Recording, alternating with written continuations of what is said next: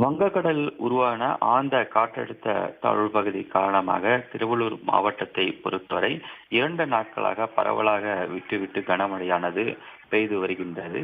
இதன் காரணமாக பூண்டி சத்தியமூர்த்தி நீர்த்தேக்கத்திற்கானது நீர்வரத்தானது அதிகரித்து வருகின்றது. நேற்றைய தினம் 2900 கனஅடியாக வந்து கொண்டிருந்த நீர்வரத்து இன்று 4120 கனஅடியாக அது அதிகரித்து வருகின்றது.